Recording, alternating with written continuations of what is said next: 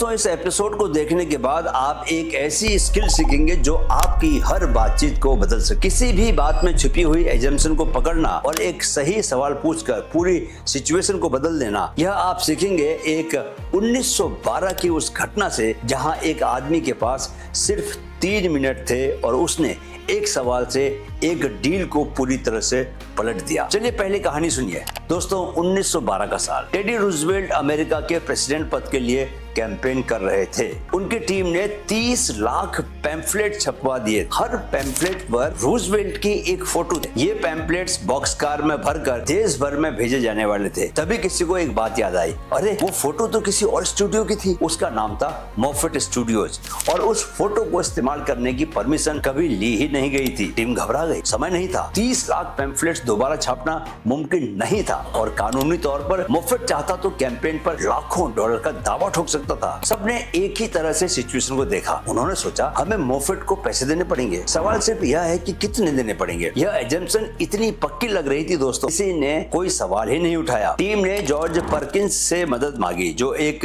Experienced negotiator थे। Perkins ने पूरी सिचुएशन को ध्यान से सुना और फिर उन्होंने वही सवाल नहीं पूछा जो सबके दिमाग में था। उन्होंने एक बिल्कुल अलग सवाल पूछा। उन्होंने अपने स्टेनोग्राफर को बुलाया और मोफेट स्टूडियोज को एक टेलीग्राम भेजा। जानते हैं उस टेलीग्राम में क्या लिखा था? उसमें लिखा था, हम 30 लाख पैम्फलेट्स पर आपकी फोटो छापने वाले हैं। यह आपके स्टूडियो के लिए जबरदस्त पब्लिसिटी होगी, जबरदस्त ब्रांडिंग होगी। आप बताइए इसके लिए आप हमें कितना पैसा देंगे? कुछ ही घंटों में दोस्तों जवाब आया। मोफेट ने लिखा, हमने पहले कभी ऐसा नहीं किया, लेकिन इन हालात में हम आपको $250 देने को तैयार हैं। सोचो क्या हुआ? जो डील लाखों डॉलर के नुकसान में बदल सकती थी, वो डील एकदम से उल्टी हो गई। मोफेट ने पैसे मांगने की बजाय पैसे देने का ऑफर कर दिया। परकिंस ने ऐसा कोई जादू नहीं किया था। उन्होंने सिर्फ एक चीज, उन्होंने उस अनस्टेटेड एजम्पशन को पकड़ा जो सबकी सोच में छिपा हुआ था और एक सवाल से उसे पलट दिया। नमस्कार दोस्तों, मैं हूं आपका mind coach captain Sundarjan Thakur. Welcome back to mind fit growth. Complete NLP series का एपिसोड नंबर 10 है आज, और आज से हम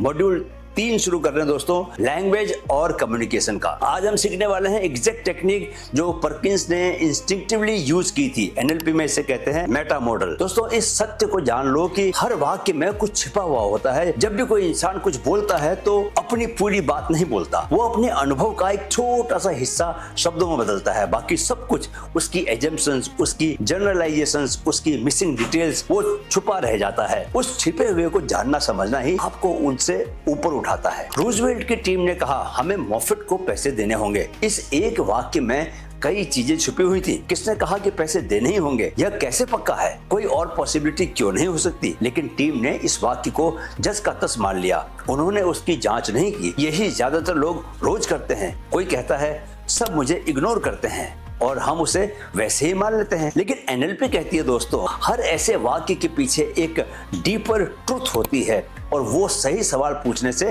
सामने बाहर आती है। अब जानिए दोस्तों, वो 3 तरह की वेगनेस कौन सी हैं जो भाषा में छुप जाती हैं। दोस्तों एनएलपी में 3 तरह की चीजें होती हैं जो किसी वाक्य को वेग बना देती हैं, अस्पष्ट बना देती हैं। पहली होती है डिलीशन, यानी कि कुछ जानकारी पूरी तरह से गायब है। जब रूजवेल्ट की टीम ने कहा हमें पैसे देने होंगे तो यह नहीं बताया कि किसको, कितना और क्यों। सही सवाल होता स्पेसिफिकली किसे, कितना और किस आधार पर। दूसरी जनरलाइजेशन, यानी कि एक सिचुएशन से एक बड़ा नियम बना लेना। टीम ने सोचा ऐसे मामलों में हमेशा पैसे देने ही पड़ते हैं। यह एक जनरलाइजेशन थी, फैक्ट नहीं था। सही सवाल होता हमेशा, क्या कभी ऐसा नहीं हुआ जबकि इसका ठीक उल्टा हुआ हो। तीसरी डिस्टॉर्शन, यानी कि किसी चीज को उससे बड़ा या अलग बना देना जितनी कि वो असल में है। टीम ने इस सिचुएशन को एक थ्रेट की तरह देखा। परकिंस ने उसी सिचुएशन को एक अपॉर्चुनिटी की तरह देखा। सही सवाल होता यह सिचुएशन सच में थ्रेट है या इसे अपॉर्चुनिटी की तरह भी देखा जा सकता है। चलिए दोस्तों अब समझते हैं मेटा मॉडल क्वेश्चंस, वो सवाल जो परत हटाते हैं। एनएलपी में दोस्तों कुछ स्पेसिफिक सवाल होते हैं जो इन वेगनेस को तोड़ते हैं। जब कोई कहे सब लोग मुझसे नाराज हैं तो ये पूछो स्पेसिफिकली कौन कौन लोग नाराज है। जब कोई कहे मैं हमेशा गलत करता हूँ तो पूछो हमेशा, क्या वाकई हमेशा ही? कोई ऐसा समय याद है जब सही किया हो? जब कोई कहे मुझे यह करना ही पड़ेगा तो पूछो क्या होगा अगर ये नहीं किया तो? जब कोई कहे वो मुझे पसंद नहीं करते, पूछो आपको कैसे पता कि वो पसंद नहीं करते? क्या उन्होंने कभी आपसे कहा? ये सवाल दोस्तों लड़ने के लिए नहीं है, ये सवाल समझने के लिए है। और अक्सर जैसे ही आप सवाल पूछते हो, इंसान खुद रियलाइज करता है कि उसकी बात उतनी पक्की नहीं थी जितनी की लग रही थी पहले। परकिंस ने यही किया, उन्होंने टीम की एजम्पशन को चैलेंज नहीं किया, उन्होंने सीधे उस एजम्पशन को एक नए सवाल में बदल दिया और मुफ्त के सामने रखा। अब आप पूछोगे दोस्तों कि सर यह हमारी रोज की जिंदगी में कैसे काम आ सकता है? अगली बार जब आप खुद से या किसी और से कोई ऐसा वाक्य सुनो जो बहुत पक्का, बहुत ज्यादा फाइनल लगे, एक पॉज लो, खुद से पूछो यह फैक्ट है या सिर्फ एक एजम्पशन जिसे मैं फैक्ट मान रहा हूँ? खुद से पूछो क्या इसका कोई दूसरा एंगल भी हो सकता है? यही सवाल अगर सही समय पर पूछा गया दोस्तों तो किसी रिलेशनशिप को बचा सकता है, किसी डील को पलट सकता है और किसी लिमिटिंग बिलीफ को तोड़ सकता है। चलिए अब हम लाइव एक्सरसाइज करेंगे, आपके लिए है। लाइव एक्सरसाइज का नाम है हिडन एजम्पशन को ढूंढो। दोस्तों अपनी जिंदगी का कोई एक वाक्य सोचो जो आप अक्सर खुद से कहते हो और जो बहुत आपको पक्का लगता है कि यार यही सत्य है। जैसे कोई अपने को ये कह सकता है कि मुझे यह काम कभी नहीं मिलेगा, कि ये काम इतना मुश्किल है, इतना बड़ा काम है कि मुझे कभी नहीं मिलेगा, मैं इस तरह की बातचीत में अच्छा नहीं हूँ। बहुत लोगों को लगता है कि वो पब्लिक के सामने बात नहीं कर सकते, वो स्पीच नहीं दे सकते। अब दोस्तों उस वाक्य पर 3 सवाल पूछो। जो भी आप खुद से वाक्य बोलते हो आपको जो लिमिटेड बनाता है। तो पहला सवाल क्या है? स्पेसिफिकली किस आधार पर यह सच है? खुद से सवाल करो कि यार जो तू खुद से बात कह रहा है, जो तू खुद को ये वाक्य बोल रहा है, ये क्यों सच है? ये सच है कि नहीं है? खुद से सवाल पूछो। दूसरा सवाल, क्या यह हमेशा सच रहा है या कभी एक्सेप्शन भी हुआ है?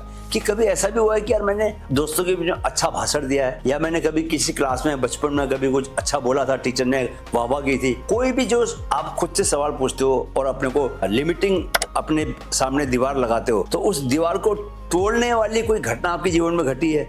ये सवाल पूछो खुद से। तीसरा सवाल क्या है? इस सिचुएशन को मैं किसी और तरीके से कैसे देख सकता हूँ? एक सिचुएशन को हमेशा एक ही एंगल से मत देखो। कभी आप जब दूसरे एंगल से जब सवाल पूछोगे खुद से तो आप खुद को मजबूर करोगे कि यार इसको अलग एंगल से भी देखो। और जब आप अलग एंगल से देखोगे तो आपको अलग दृश्य दिखाई देगा, अलग आपको अपॉर्चुनिटीज दिखाई देगी। दोस्तों इन 3 सवालों के जवाब आपको लिखने हैं, ठीक है? और नोटिस करना है कि वो पक्का वाक्य अब कितना पक्का लगता है, कितना कम पक्का लगता है। इन तीनों सवालों के जवाब आपको लिखने हैं और ये नोटिस करना है कि वो जो पक्का वाक्य था, जो आपको लगता था यार ये सच है, वो अब कितना पक्का लगता है, अब कमजोर लगता है या नहीं लगता। दोस्तों परकिंस के पास कोई एक्स्ट्रा ताकत नहीं थी, कोई एक्स्ट्रा पैसा नहीं था, उनके पास सिर्फ एक चीज थी, एक सही सवाल, सही समय पर पूछा गया सवाल। अब आपके पास भी वो स्किल है। अगले एपिसोड में हम सीखेंगे रेपो बिल्डिंग, यानी कि कुछ ही सेकंड में किसी से एक गहरा कनेक्शन कैसे बनाया जाता है। मिलते हैं एपिसोड 11 में। नमस्कार।